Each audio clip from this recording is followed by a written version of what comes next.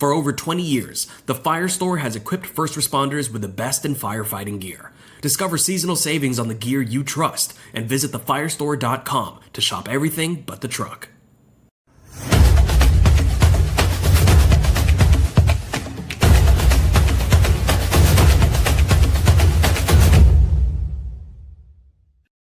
Hello there, my friends. Welcome to another episode of the Professional Volunteer Fire Department on the Fire Engineering Podcast Network.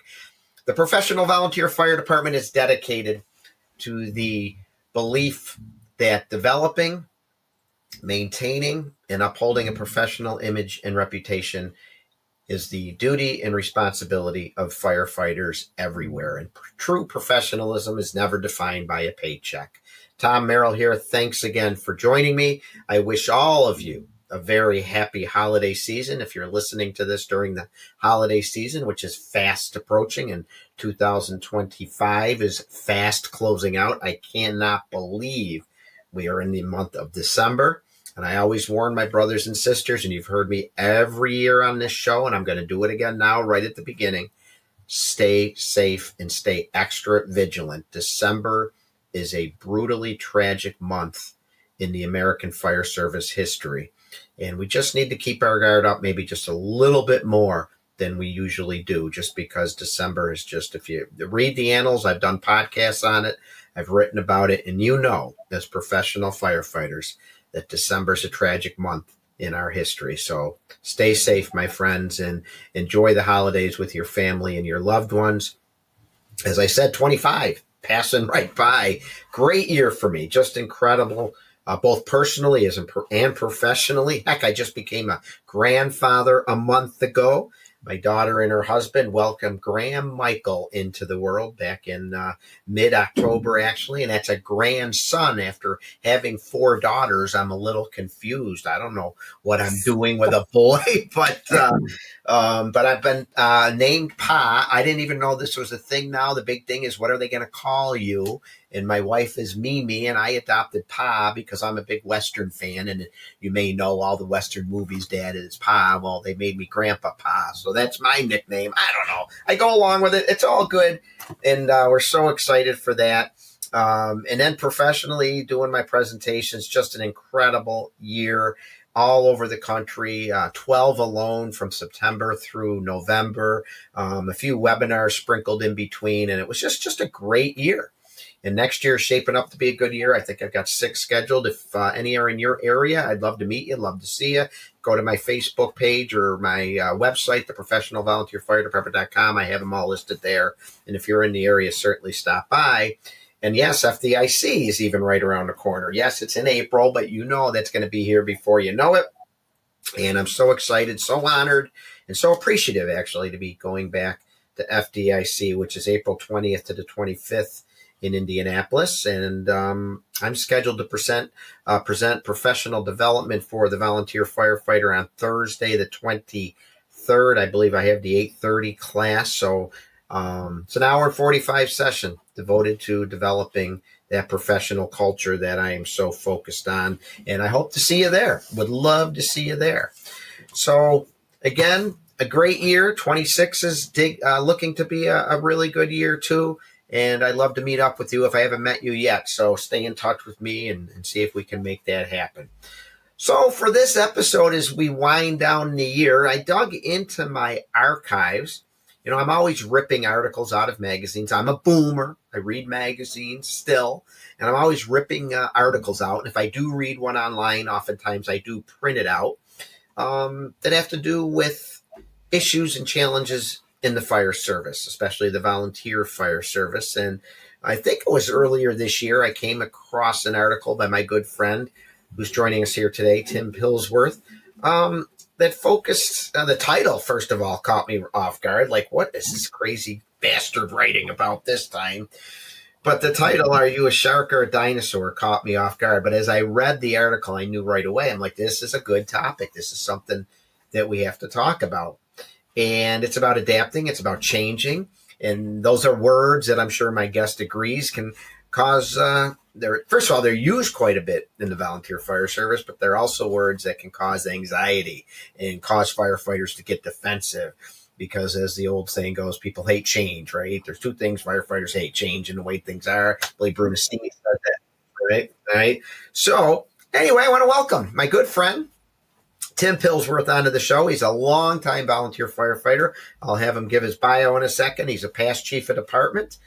He's a Fire Engineering Magazine contributing author. He's an FDIC instructor. He's a co-host of a brand new fire engineering podcast. I'd like to talk to you about that too. I believe it's Two Volleys and a Chief, and Two Volleys and a Guest. And you do it with Jerry Knapp. So that's awesome. Welcome to the club, my brother.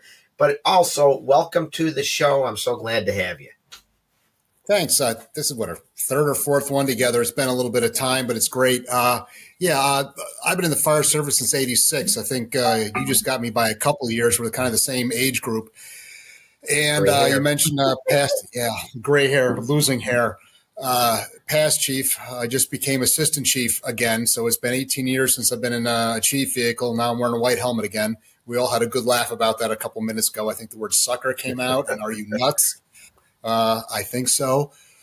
But going in with a different view this time. And, we talk about the fire service changed. As like you, I'm going to be out of FDIC this year. I teach the natural gas safety class at Jerry Knapp. We have the workshops Monday and Tuesday. Then I've got my PPE presentation Friday at, I think I have the 10:30 slot, if I remember correctly. But hey, if you go to FDIC, what's great is there's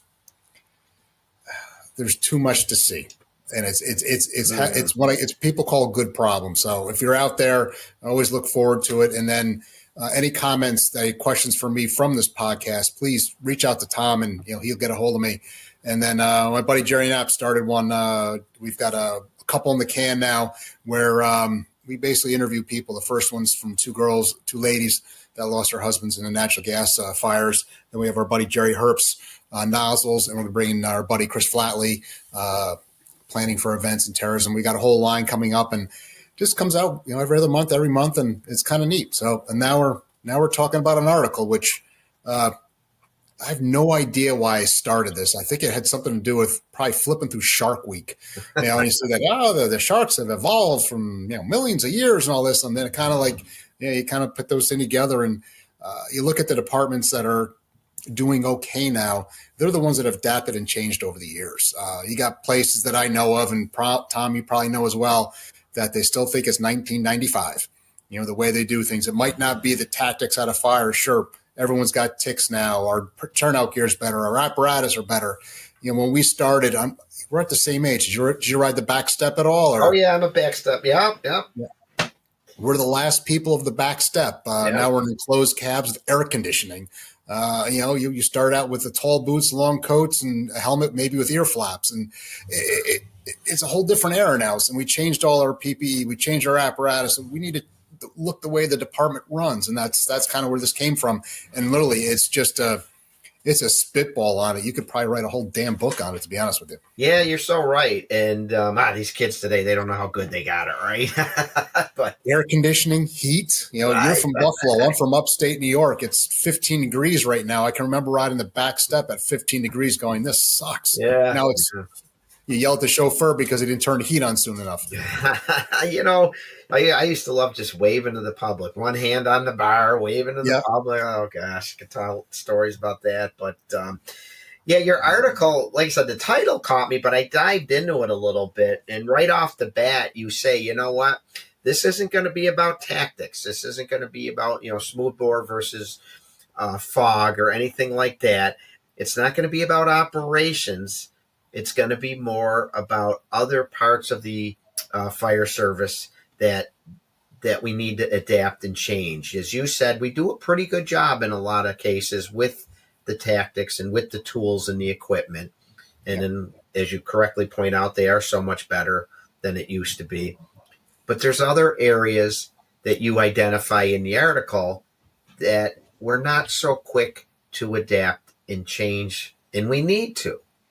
And I have this discussion quite a bit, and I don't understand why it's not easy for some people to embrace change or at least try change with the understanding that you can always change it again or go back to the way it was if it doesn't work. But you bring up several areas of change. in discuss the different challenges in the article.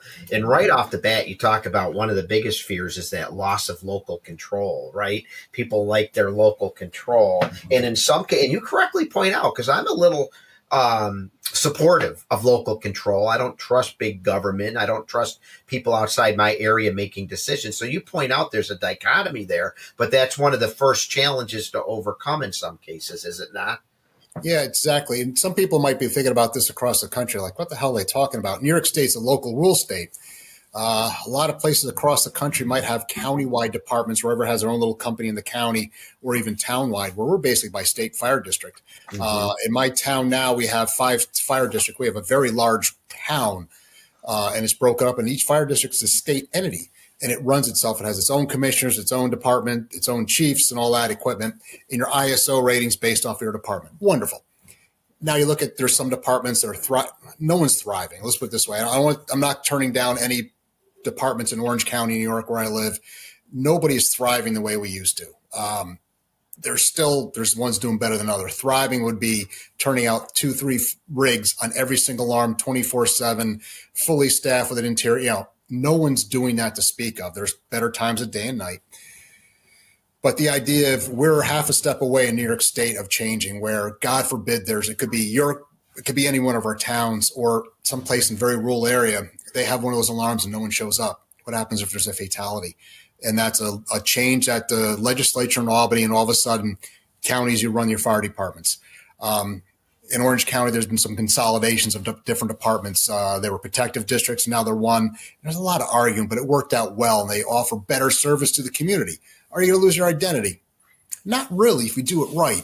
A lot of people look at the identity. My station is a little bit weird. We have 1941 Packard Ivory fire trucks. They're not red. It's a tradition set back years ago where they wanted to be different from the upper house, and they wanted to be a lighter color to be seen easier, and it was before OSHA green, thank God. I don't like OSHA green. And they switched it to this color because one of the guys had 1941 Packard Ivory laying around, so we started painting the trucks, and that's our color. We hold it. Color is called 1941 Packard Ivory. I thought you meant you were still getting 1941 vehicles. No, but it's still buying that. That could be a whole thing, and buying the vehicles now. And we're Winona Lake, and it's an Indian princess that has this whole aura and history from way back when. And we have a picture of her on her back doors. It's actually the original picture of Princess Winona was painted by one of our members. He was a sign painter. And her upper house has their symbol on their door. You can actually keep things the same if you consolidate. You can keep your station color. You can keep the company name on the doors. Chances are you're going to shed some equipment. Does everyone need as much equipment as we have in the houses we do now? Excuse me. Probably not. Do they need as many chiefs in every single house? Well, if you consolidate, no, you don't. That'll actually take the leadership and kind of push it backwards instead of forwards, which could actually help. Make box alarm assignments. One station goes and tries to send all the rigs for the first alarm. Well, if it's your first due area, you send the engine and I'll send the truck, and someone else can send a squad. If it's one of those calls where it's a single company, just tone out the one company and go. You don't need all this like that massive responses. Along with that would be duty crews. If you're going to do like a box assignment where you're pulling from multiple houses, you're going to get more alarms, and have a duty crew, maybe by night or by week. And you can plan your life around that. If you know you're going to be on call this week, okay, you won't plan the night out with your wife, or you're not going to go out if you're younger, go out with your buddies at a bar. Okay, great. But then next week, do what you want. If it happens to be one of the all come now calls, if you're around, then you go. It can actually help plan our lives. I'm OCD. I want to get into the duty crew in a minute, but I want to circle back. So you actually did consolidation in your county. In our county, one of our departments in our county, 3 different departments merged, 2 village and 1 protective district, and now they're a statewide district. So it sounds like it was done right, because there was respect for the past as well. Yeah. And the departments have different colors. One has the OSHA slime green. The other 2 are red. One's red, one's slime green, and one's like a yellow. And they're keeping their colors right now as part of their tradition. There's a lot of people talking, oh, it's hard to sell a weird color fire truck. Yeah, okay, fine. But who cares? And they've been slowly shedding the equipment. So instead of every house having 2 engines, maybe they have an engine in a squad, or they're rebuilding their fleet. And it's working out pretty well for them. Where I'm from in upstate New York, my town looked into it and they got the state grant to do that and they worked it out. One department decided not to do it. And that ended the whole thing. They are literally, what I've heard is they're talking about it again. It's coming. I wish we didn't have to, but we can learn from this. Be smart with the money. We don't need, and look at the price of rigs now. What a new tower ladder's approaching $2 million. Does every station need a tower ladder, or do you need maybe one in the town and one stick? An engine's over $1 million. You've got to look at taxpayers' money. We got to look at staffing. If your house is staffed light tonight, you can pull people from another station around the duty crew. If you have same equipment, the engine's the engine. There's a lot you can learn from that. Yeah. And you correctly identify this in your article. The reason you refer to sharks and dinosaurs, I probably should have started with that, is the sharks adapted, the dinosaurs didn't. Yep. And it was kind of neat. Like there's like 400 something different species of sharks out there. And everyone's been in the ocean before, and everyone's worried about Jaws. What is it? The 50th anniversary of Jaws, or whatever the hell it was. 50, yeah. And I've been swimming the ocean. I did 2 trips down to Florida Sea Base for Boy Scouts. I'm a scout leader, Scoutmaster Emeritus, and you're swimming around and you see a reef shark. They don't bother you. They want nothing to do with you. But then you tell the boys, if you see this, don't panic, work your way back to the ship. And bonnet head. They look like a miniature hammerhead, but they're not bad. And then there's all these other sharks out there that are different. You're like, well, they adapted.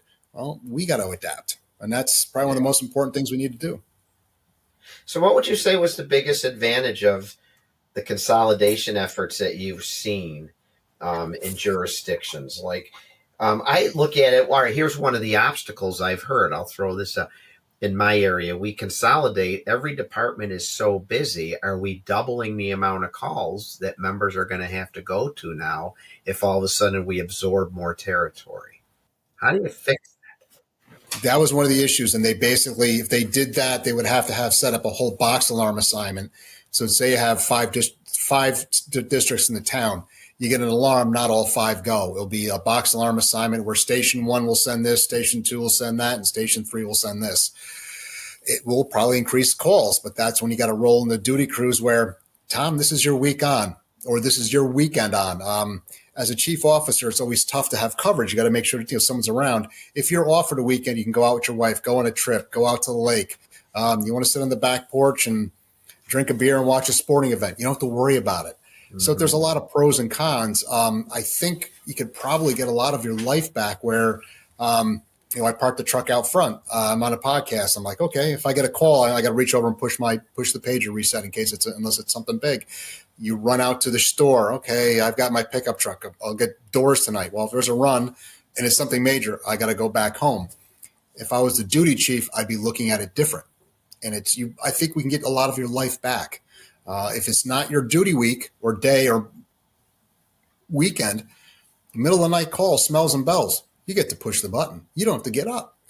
If it's the all come now call, then I go. So your sleep habits will be better, which everyone's gone to work putting toothpicks in their eyes where you're just like, this is the 3rd run of the night. Are you kidding me? And usually after that, it's not good runs.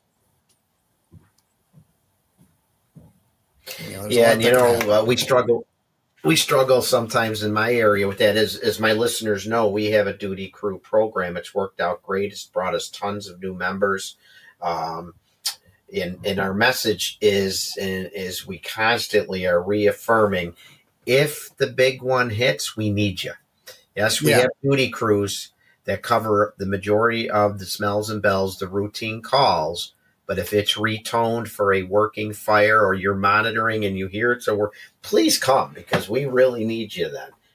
And how many runs a year do you do now, not including EMS?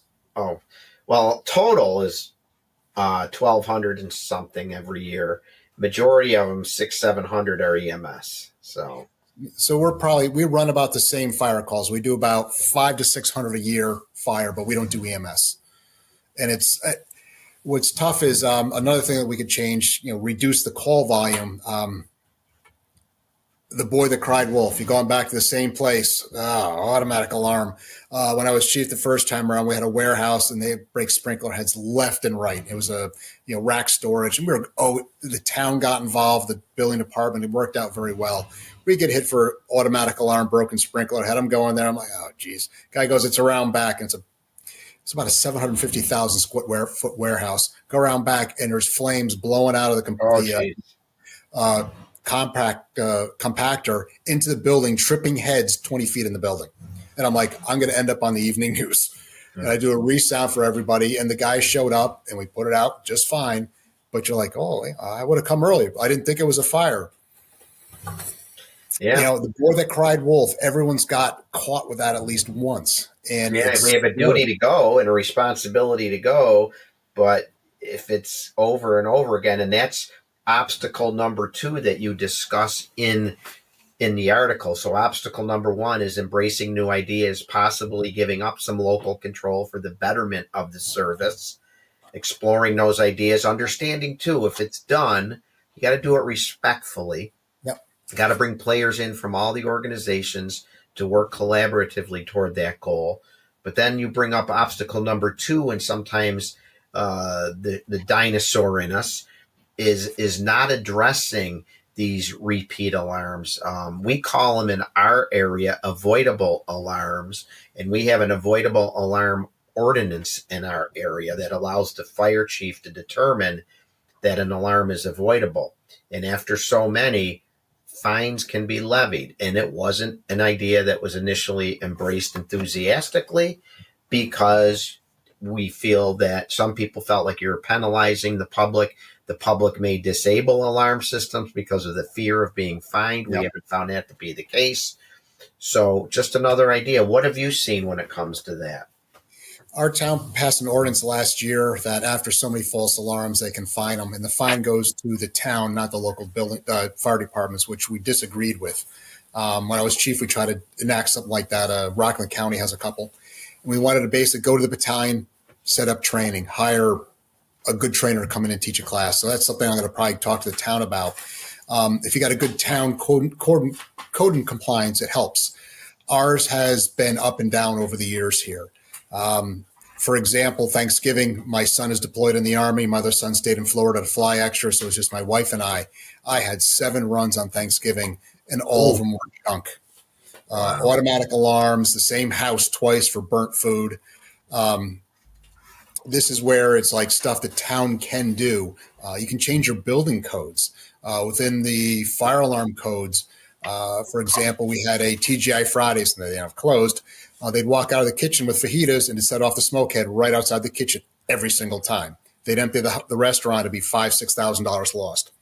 We looked into the code with the building department. They can delay that smoke head for reading smoke for up to code for 30 seconds. So it doesn't just get the whiff. They programmed it in. They never had another false alarm for fajitas again. Wow. And they were so happy because we saved them money. But then we saved ourselves from driving there. Mm-hmm. You go code. Everyone sees the accidents on the internet with some engine truck, rescue, chief truck hitting or getting hit. As careful as you might drive, if you get an accident going code, even if the other person's wrong, you're still getting sued. Yeah. So you reduce that, and that's the stuff you can go to the town saying, this is what we need your support with. I don't want to make a stink about it, but it's one of those things. Building department, you're not doing it. Then you go to your town board or city board. If not, you're not doing anything. I'm going to the press. And there's always, every area has that 1 or 2 reporters that no town board wants them to show up to the town board and ask questions. We might have to start doing that in our communities. Get them involved. They think we're free. We are not free. We are saving the communities billions of dollars a year in this state alone, but we're not free. If you take whatever you make an hour salary, break it down to an hour, every hour you're volunteering, that's how much you are personally worth at minimum. Training, paperwork, you know how much paperwork it is being an officer. we're not free anymore and start treating us as such. Yeah, and again, the dinosaur in us is we don't want to rock the boat. We don't want to cause issues. But I'll tell you one advantage in addition to maybe reducing some unnecessary alarms is the fines in our area have brought in good revenue that we can then go to the town and make purchase requests for needed equipment, or we've even brought in some speakers and paid for seminars, and that money comes from what we call the Avoidable Alarm Ordinance Fund. So the way it works in our areas, I'd be able to talk, willing and happy to share with the listeners our program. Fire chief determines an alarm is avoidable. The fire dispatch center just has a checkbox on the report that electronically is sent to our code enforcement officials to record it. And once a month, the letters are sent out indicating to the property owner that they've had so many avoidable alarms, and they get a few for free. I think it's actually just one or two for free. And then it escalates from there from $100 up to $1,000 each time in my community. Other communities, it's a little bit less, but it goes into this fund that can be used to pay for needed equipment. So that's a great use of it. And then you don't get nasty about it, because I have seen fire chiefs get nasty to building owners, and that just creates this animosity.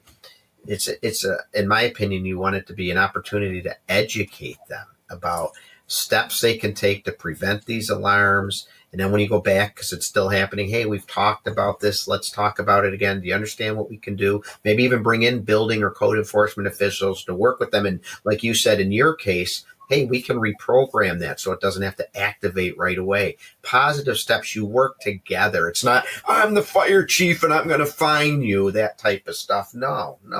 And in most cases, the owners are very happy to work with you. They don't want the fine. They don't want the fire company showing up to their restaurant. They don't want to have to evacuate, and they want to know what they can do. So it's worked out quite well in our area to cut down on these unnecessary alarms. I need to get the local ordinance they put through. I don't know enough about it. That's on my to-do list. You can imagine how long the to-do list could be. But that's something I want to visit with our town, because let's face it, you go back to the same place. We had another, thankfully it stopped, another house. We go to automatic alarms, and now with the legalization of marijuana in the state, they'd be setting it off 3 times in a night. And you get up there, well, it's legal. We can do what you want. I go, agree or disagree with what you're doing. I don't care. But you're dragging us out of bed, and, go outside. Turn off your alarm, move the smoke head, do something. There's a lot of people you mentioned, what happens if they disable the alarm? And a couple of guys were worried about stuff like that. I'm like, you want to know something? That's not our problem. If you disable the alarm and the God forbid happens and you're on the news, and this is where these things can be great, I was dispatched we arrived at and found that fire was ripping in there for an hour. Guess what? I was dispatched at this. What about the fire alarm? I don't know. Yeah. We basically we go when we get told to go, and then that will fall onto them. We had a hotel at one point in time here when I was chief. They were threatening, I'm going to turn off the alarm. I'm like, go ahead. And guys are like, why? I'm like, something happens and I show up. I got a stamp time on when I was dispatched, and guess what? If you set it off and someone gets injured or worse, you own it 100%, and I'll go to court, and I'll basically be the person on the stand making you look like a fool. Yeah. And, here's another thing. Being volunteers, you might not have time to, so let's say it's 2 a.m, you go to a store and you notice some problems with their alarm system, and it's got to be addressed, but you got to get to work the next day. Hopefully, in my area, I'm fortunate. We have a very good code enforcement division. And we can just have our dispatch center send them an email. Hey, follow up at such and such an address. The chief discovered this, would like you to work with the building owner, the tenant, whoever, on rectifying the situation.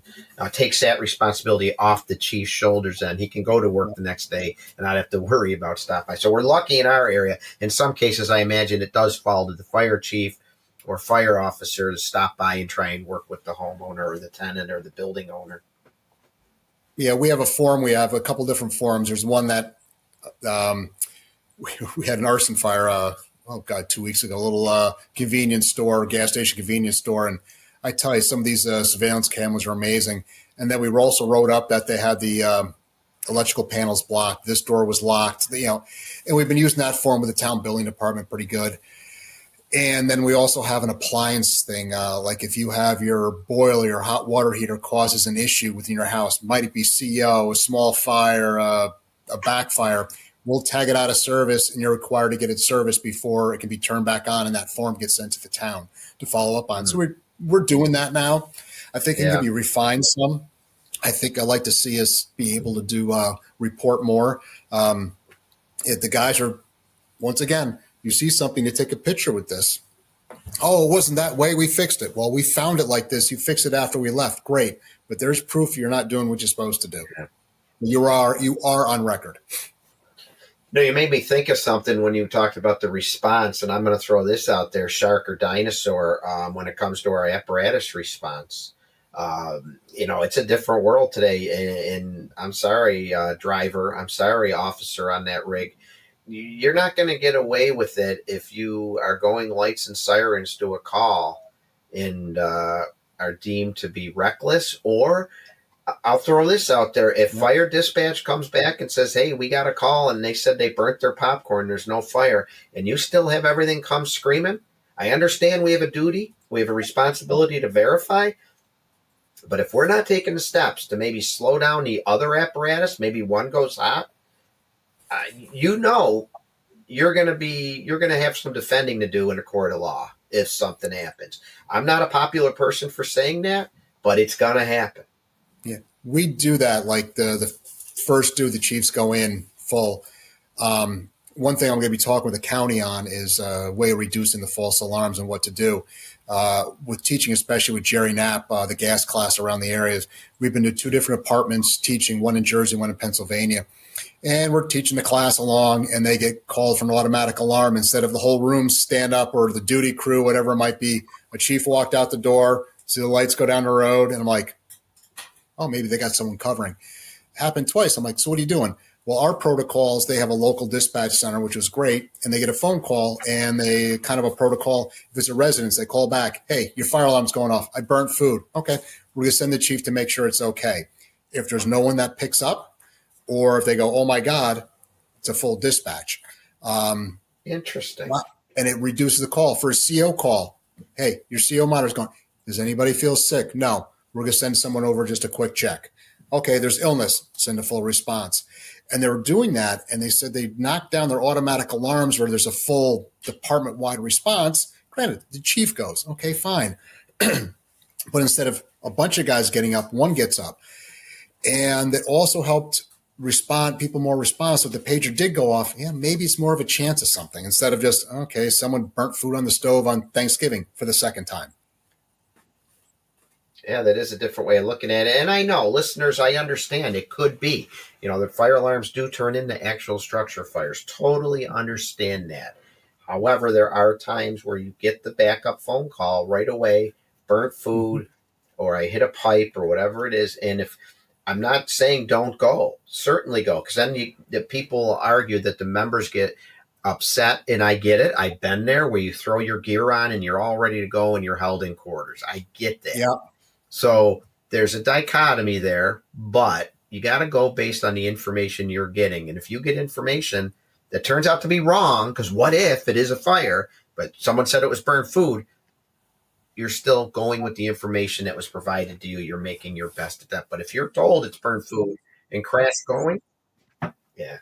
So, it is something to think about. And I think it's something we could do, and it's something we have to change. And it's, I think a lot of people are worried about getting sued. Let's face it. Everything you just mentioned is the lawyers get involved. And here's my thing. If you set up the protocols well enough and get it checked by the lawyer, that one chance where it's, they get an automatic alarm and no one picks up the phone, they're going.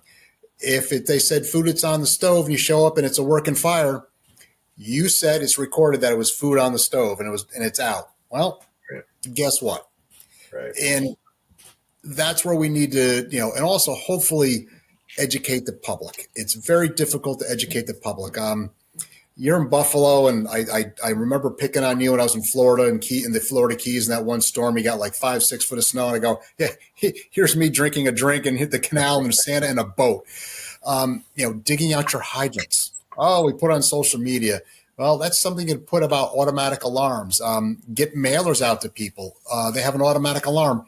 Here's some paperwork I need you to kind of read. If someone has a building permit and they put a fire alarm in, is it being monitored? Okay, here is our rules. Here are our rules that you have to follow. And you send it out to the town. And it's kind of like one of those rules that get pulled over. Well, I didn't know the speed limit dropped to 30.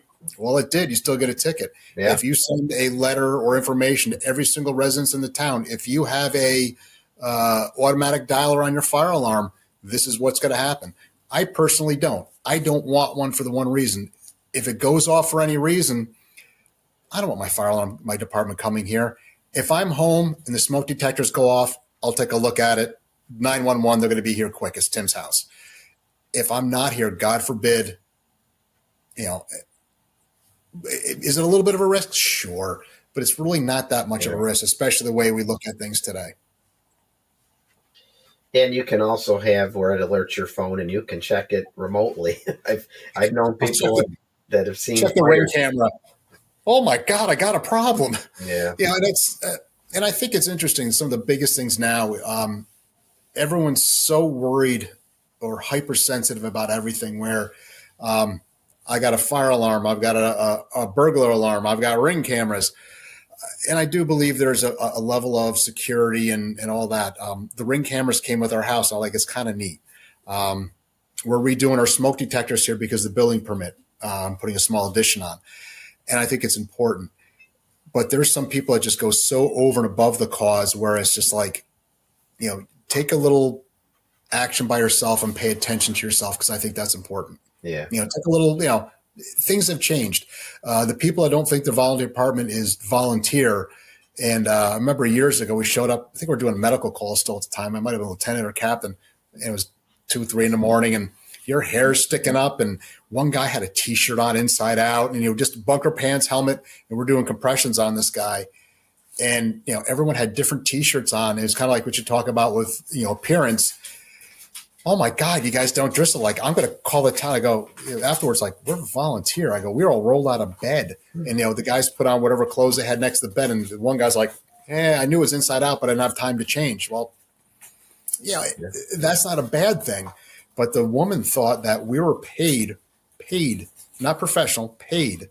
And I'm like, no, we're coming from home. Yeah. I'm leaving my wife and my kids. And, she didn't understand that, but she just moved up there from we're an hour north of New York City. And you guys don't get paid? No. You hear that a lot. Another area you identify in the article about are you a shark or a dinosaur regards training and coming up with some new training ideas. And let's face it, we have to train. It's probably one of the most important parts of the job, if not the most important part of the job. We have to be competent. No matter what our role is, no matter our title or tenure, you got to be trained. But you came up with some ideas on how to improve training and make it just a little different, which can't be different. We've always done it this way. So how do you be a shark a lot of departments, when it comes to training? Yeah, a lot of departments, mine and maybe even yours, would do Tuesday's drill night, Monday's drill night, whatever night of the week it is. And then you would have special drills on the weekend. Like you're going to go do a live burn. Okay, I'll go to the burn. I'll do them on the weekends because I need more time. And it was always that single night of the week. Let's face it, 30, 40, 50 years ago, when lives were simpler and everyone can accept that was simpler, you could make that work. If your kids played Little League, okay, I'm out this part of the season, maybe a little bit or whatever. Perfect example, when I was scoutmaster, I used to live in Washingtonville. Our scout meetings were the same night as our firehouse meetings. So I would bounce between the two, depending on the drill. And my fire department was great with me on that. They made sure that, I got my training and they knew my abilities, so they weren't worried about it. And then for the scouts, if I missed the meeting, I had great assistant scoutmasters. There's people that don't have that. So if you don't make your drills, you're kicked out. Well, instead of having one drill one night of the week, especially if multiple stations in your district, if one does it on Monday and another does it on Tuesday, I don't care which one you go to. go to one. Duty crews. If you're on a duty crew and that's your night, that's your drill night. Single company drills, stretching lines, throwing ladders, some pump ops, SCBA emergency procedures. You get more touches with 4, 5, 6 guys than you do with 10. And then if you got the big drills, plan them ahead. Plan it for the day where you need multi-company response, where it's going to be an engine, a truck, and a squad, a rescue, whatever it might be. You can get your training in, and I hate to say this, check the box. You're covered through all the OSHA and NFPA and state regs, but then your training will be more dialed in and give the guys a chance to get it. The OSHA training, a lot of departments are now shifting to online instead of forcing the guys to sit there through some 8-hour class. My department is now switching to that starting in January. So it's, hi, here's the website. Log in. If you can't log in, let you know. I'll help you log in. If you need to, we can log into a firehouse computer, log in on your phone. If you don't have it by this date, we're pulling your gear. Yeah. And and a couple of guys, well, I don't want to do it that way. I'm like, I could be at home. I go, you want to sit 8 hours at the firehouse or sit on your couch at home with your tablet or computer and do it over a week? Yeah. Yeah. What blew me away, and I might have talked about it on this show a few shows ago. I'm not sure. I know I talked about it at our firehouse. I was talking to a firefighter from out of the area, and his department won't let him get training credit by going to outside training courses. If a speaker came in town or he wanted to go to a conference and take some classes, he won't get training credit for it.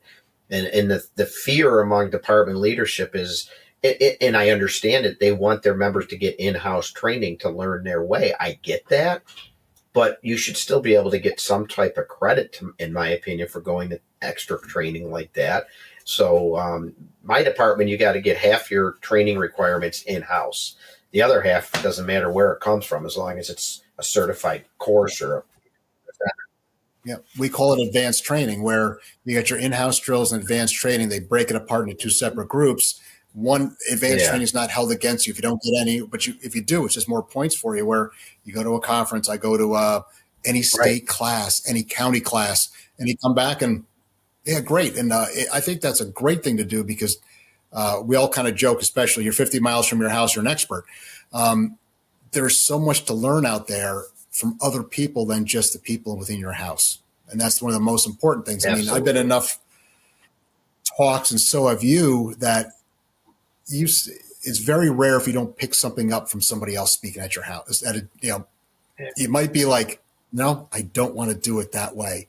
We're doing it better for us that way. Or, well, that's a good way of doing something. It might reinforce what you're doing. It might say, we should change. Professional development. But you got to continuing education.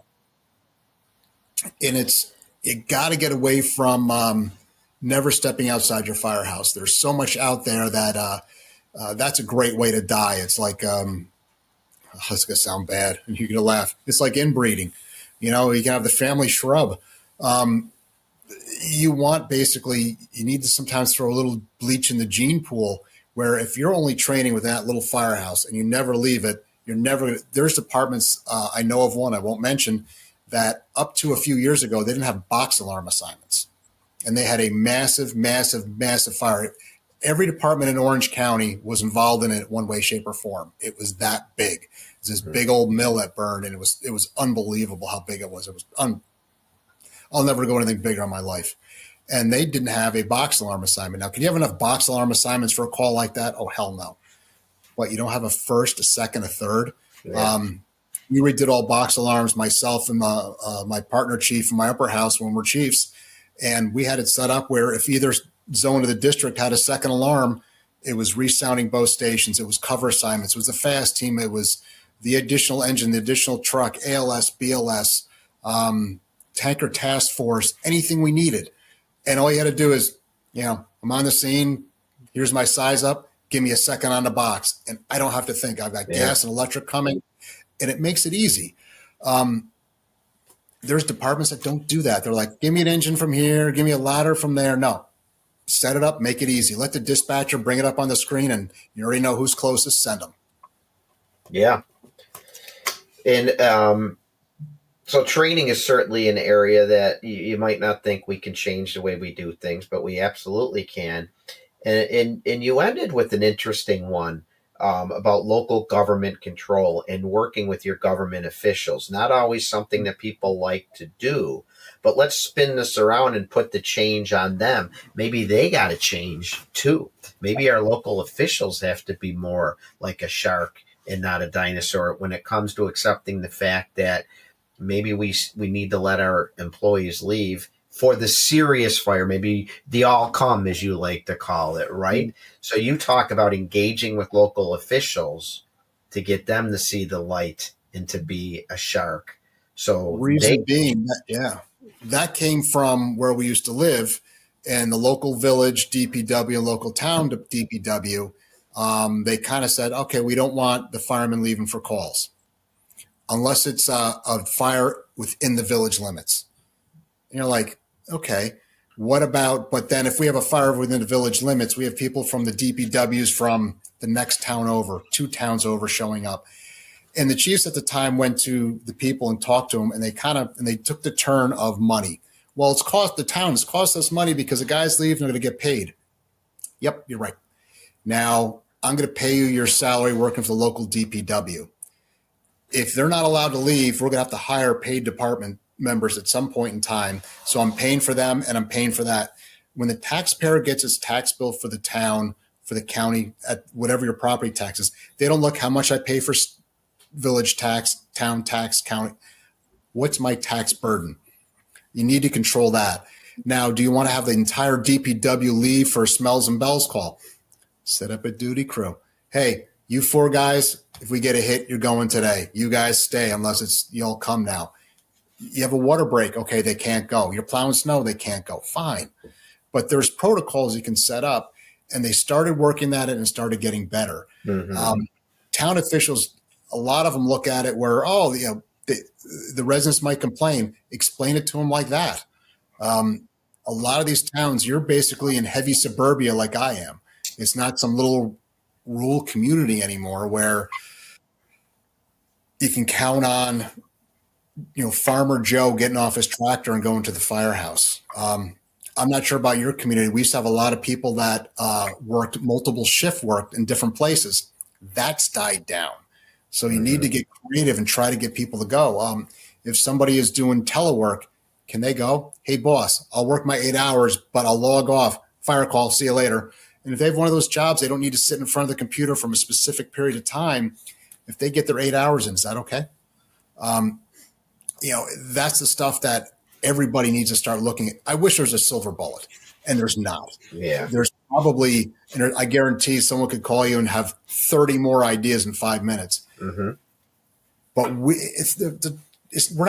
we are changing, but we've changed so much that so many people are so far behind. I know we are, and it's not a dig because it's like those type of changes are something that are not easy to do. Right. And everyone's busy. I get that. Yep. Everyone is busy. So my message is, and I know you would agree, start with being open-minded. Start with saying, what do we have to lose by trying this idea? If it doesn't work, we can change it or do away with it. So I think the professional message here is be open-minded, work collaboratively, don't be so quick to say no, and focus more on being a shark and a survivor than a dinosaur, which eventually you'll be extinct. Yeah, and I think that's the most important thing. There's the ideas that come out, you're like, okay, that's not going to work. No way. There's those, and those are the smart people can maybe pull something from it. We were talking about stuff at the firehouse one day after a call, and we can't do that. We don't have enough guys to do that. I'm like, yeah, but we're not getting enough guys out to calls now. I'll go, if we start doing something, maybe we can actually shed some of this.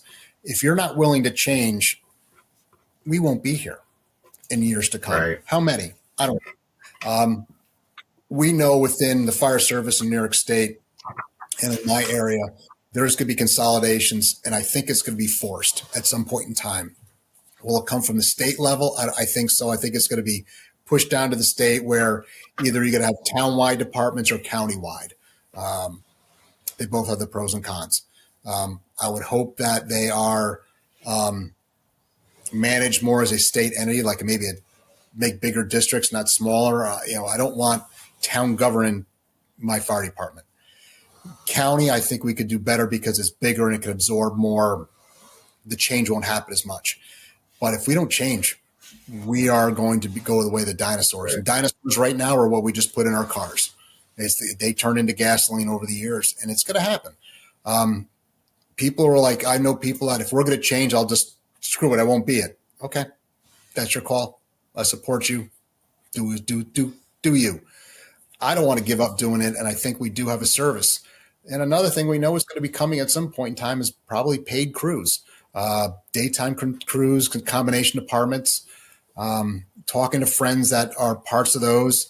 The union got involved. Well, do you have a volunteer union? Is there volunteers that actually can speak professionally and smartly to the boards? We should have a say in that too. So when these combination departments come in, the unions get involved. Fine. The volunteer side's got to have a seat at that table too. Mm-hmm. And it's got equal vote. Mm-hmm. And that's stuff that's coming. Get ready for it. Yeah, a lot of ideas. We just scratched the surface on a few ideas. Again, consolidation done the right way, like you talk about in Orange County there, where everyone has a seat at the table. Traditions are preserved, but the service you're providing the residents maybe is made better with these consolidations being considered. The training, the deployment plans, so many areas to look at to possibly change and work for the better. The bottom line, just don't say no. Tim, if anybody wanted to reach out to you to talk about some of these changes, consolidations, the avoidable alarm ordinance to cut down on unnecessary alarms, the training, can you give some information on how people can reach out to you? Sure. I'm on social media. So if you just did a Google search or search for my name on Facebook, you can reach out that way. There's Messenger. Then also my email is pretty easy. It's TEP59@AOL. I have the same email address since 1996. Just haven't changed it. And then also, and I know you say the same thing, if you can't get a hold of me or you can't find, or even you, reach out to Fire Engineering. I've reached out to talk to other authors on stuff, and it's, hey, I want to speak to so-and-so, and, a day later, give them a call. Yeah. And I always answer the email right away within a day. Hey, great. I'm busy the next couple of days. I'll give you a call in a couple of days, and that's all you need to do. Being an author and like that for Fire Engineering, I think it comes with a lot of responsibility. I remember Andy Fredericks, when I was talking to him, he goes, if you're not willing to put your name and email on that last slide where they could take a picture of it and call you, you shouldn't be there, and you got to answer. And I believe that to this day. If someone's got to ask, and you answer the question the best you can, and sometimes the answer might be no. I've had people ask for my full presentation, which none of us share because we've both had some issues with that in the past. But you're always willing to ask questions and answer them because maybe they can make us smarter. It's important. And if anybody wants to read that article, I believe you can just Google Fire Engineering or use Shark or a Dinosaur, and it'll pop up by Tim Pillsworth. And again, just a good conversation, easy stuff, nothing crazy here. There's a lot more we could talk about. We could talk about membership categories. We could talk about drivers. I mean, there's so many other areas to look at and consider for reinventing the volunteer fire service. And we just scratched the surface here with a couple. And again, we're not saying don't go to the smells and bells. I always get those emails. Yes, we have a duty and responsibility to respond to them, but maybe we can do it more responsibly. Maybe we can cut some of those unnecessary alarms out and make it easier on our people, because a volunteer's most precious time is time. Their most precious commodity is time. So just don't be afraid to try it, to talk about it, to think about it back home. So I really appreciate you taking the time. When I read this article, I said it is something I want to talk about. So I truly appreciate you coming on here with me today. Oh, no problem. Anytime. And it's we've been doing this a couple of times, and it's we joke about that. We share each other's brains. Like some of the stuff we write about, I'm like, oh my God, is he reading my brain? And I'm rereading your book. I'm trying to start one here, which is kind of funny being a dyslexic engineer. And it's just like, I'm reading it again. I'm like, God, did he just like look over my shoulders? I'm taking notes on something, and you've got a lot to offer. It's been great. I'm looking forward to Indy, and maybe this year, maybe we'll have time to sit down and have a dinner. We're both going these ways because of stuff that you have to do, and Yeah, I look forward to getting some information from you, and hopefully, we keep trucking forward. yeah, for sure. The one thing that we sure. say in New York State that's changed is they allowed us to start paying guys for some training classes. Supposedly in 2026, paid on call might become legal, but then there's the issue of the low SAP. I'm not up to speed on it, but I'm going to be diving into that. If you've got a district that has a lot of money, some of these guys that might have the second job, run to those calls. That might cancel their second job, or they can actually help. So we got to look at everything, and there's not one silver bullet. Yeah, we do. And for our listeners, New York State, you're not allowed to be paid on call yet. So we're talking 2026, possibly. Yeah. So, and there's pros and cons with that as well. But again, what's there to lose by trying something new? So thanks again, Chief. Appreciate you coming on the show.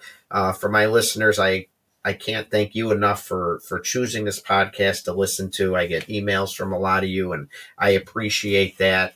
I appreciate your suggestions for topics and guests. Keep them coming.